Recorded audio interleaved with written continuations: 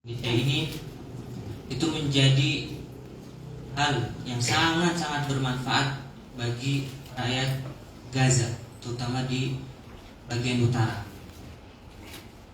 Karena bagaimana tidak, rumah sakit Indonesia ini itu rumah sakit terbesar yang ada di jalur Gaza nomor 2 setelah rumah sakit Ashifa, dan rumah sakit terbesar yang ada di jalur Gaza bagian utara, yaitu di Bethlehem. Alhamdulillah, rumah sakit ini memang sangat bermanfaat bagi orang-orang yang ada di sekitarnya, terutama pada di peperangan. Semua ketika peperangan itu dimulai, semua orang-orang mulai pada mengungsi di daerah rumah sakit Indonesia. Itu sekitar kurang lebih 20.000 pengungsi yang mengungsi di rumah sakit Indonesia.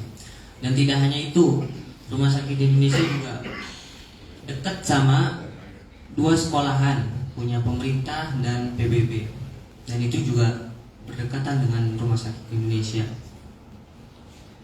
Dan ketika di peperangan, di awal peperangan, rumah sakit Indonesia ini sangat-sangat dibutuhkan karena banyak sekali korban yang dilarikan ke rumah sakit Indonesia. Bahkan waktu hari keberapa itu ada serangan brutal dari serangan Zionis Israel, itu di camp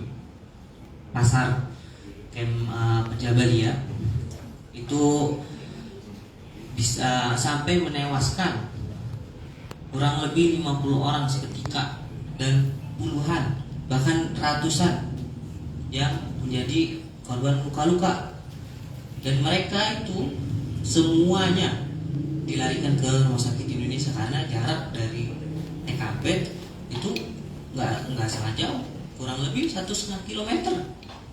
Bayangin rumah sakit Indonesia bagaimana bermanfaatnya di saat perang itu. Bahkan mayat-mayat pun itu seluruhnya itu dibawa ke rumah sakit Indonesia, dan warga yang korban luka-luka pun dilarikan ke rumah sakit Indonesia. Dan rumah sakit Indonesia ini, kami kan punya sumur di rumah sakit Indonesia, itu sumur untuk air minum. Dan dari awal peperangan itu pihak Israel itu sudah menutup akses, yang pertama listrik, yang kedua air, dan beberapa hari kemudiannya itu sinyalnya itu udah mulai susah, yang HP maupun wifi waktu itu. Dan alhamdulillah rumah sakit Indonesia, karena sumurnya itu yang kita buat di sekitar rumah sakit Indonesia itu, alhamdulillah bisa menghidupkan, bisa untuk meminum warga-warga Gaza yang hampir 20.000. Semuanya itu ada ngambilnya di rumah sakit Indonesia. Masya Allah. Ini bagaimana ininya? Padahal dari akses utama pengaliran air ke Gaza itu udah mereka tutup. Tapi alhamdulillah, atas pertolongan Allah dan doa-doa dari antum sekalian untuk warga Gaza waktu itu. Kemudian rumah sakit Indonesia ini jadi tumpuan ketika rumah sakit Ashifa itu sudah tidak beroperasi lagi. Jadi di Gaza City itu kan rumah sakit Ashifa yang paling besar tuh kan sana. Ketika rumah sakit Ashifa sudah tidak beroperasi, semuanya yang ada di utara dan yang ada di Gaza City semuanya dilarikan ke rumah sakit Indonesia. Ya Allah.